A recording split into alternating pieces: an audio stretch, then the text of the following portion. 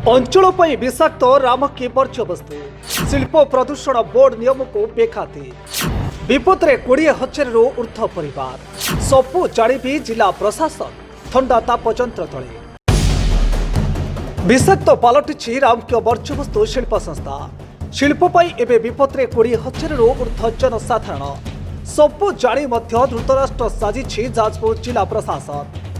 दर्शक बंधु सुकिंदा तहसिल कार्यालय मात्र 4 किलोमीटर दूरतार दुधुजरी ग्राम पंचायत कुंचिचुआ रामकी इंटरप्राइजेस लिमिटेड वर्ज्यवस्तु परिचालना शिल्प एवं अंचल में भयंकर विपद माड़ी आसुछि।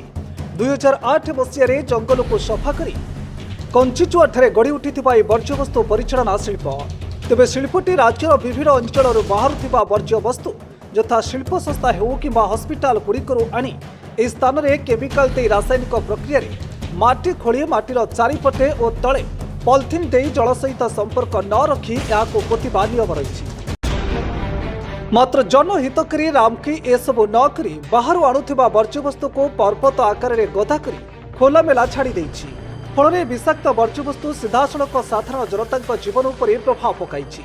खाली सेतिक नुहे ए शिल्पटी परिवेश नियंत्रण बोर्ड आईन को अमान्य करने कारण यार प्रभाव में स्थानीय अंचल में बसवास करुवा सुकिंदागढ़ पंचायत गोलक एवं कंचिचुआ दलकी हरिडाबाहाली भली 3 पंचायतर एकाधिक लोके आक्रांत होउछथि। खाली सेतिक नुहे परिवेश नियंत्रण बोर्डर तथ्य अनुसार ए अंचल गुड़िकर भूतल जलरू लीड बाहरुछि। यार प्रभाव में अंचल लोक मैंने कैंसर किडनी टीबी भली मारात्मक रोग में आक्रांत हो मृत्युमुखरे पड़ुछंती। मात्र एसबू जानी सुधा जाजपुर जिला प्रशासन किंबा परिवेश नियंत्रण बोर्ड संपूर्ण भाव में निखोड़ निद्रा शोई पड़ा अनुमान होउछि। विभिन्न अंचल वर्ज्यवस्तु संस्था रामकी शिल्प निज शिल्प संस्था को वर्ज्यवस्तु आणुथिबा गाड़ीगुड़िक गोलकपुर ग्राम दे जाउथिबा बेले रास्ता संपूर्ण नष्ट हो जाइछि और वर्ज्यवस्तु गुड़िक रास्तार पड़ा फल अंचल में वयस्क हुंतु बा छोट छोट पिला समस्त देहरे चर्म रोग देखा देछि। तेबे शिल्प संस्थाटी खाली जे मनीष प्रभावित होउछंती ताहा नुहे पशु पक्षी माने मध्य मृत्युवरण करुछंती। शिल्प चारिपटे रहुथिबा जंगल को गाई छेली मेंढा चराई निज जीवन अतिबाहित करुथुबा आदिवासी अभियोग अनुसार शिल्प पर्वत आकार में गदा करी रखिथिबा वर्ज्य वस्तुर पानी माड़ी जंगल मध्य थिबा घास को विषाक्त करुछि जहां खाई पशु माने मध्य मृत्युवरण करुछंती। सुकिंदा अंचल पई संपूर्ण अभिशप्त होई पड़िथिबा ए शिल्प एते बेआईनी कार्य कले मध्य या उपरे कोनोसी कार्यानुष्ठान ग्रहण करा जाउ नाही। लागुछि जेमिति एक अदृश्य आत्मार छत्रछाया तले रही ए शिल्प अंचल विषाक्त करी लोकन को धीरे धीरे हत्या करिवार शपथ नैछि।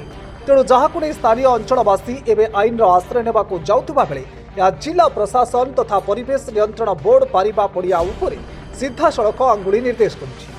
तेबे देखा जाऊ आगामी दिन में शिल्प संस्था उपरे किभली कार्यानुष्ठान ग्रहण करा जाउछि ना टंका प्रशासन मुह को बंका करी रखुछि।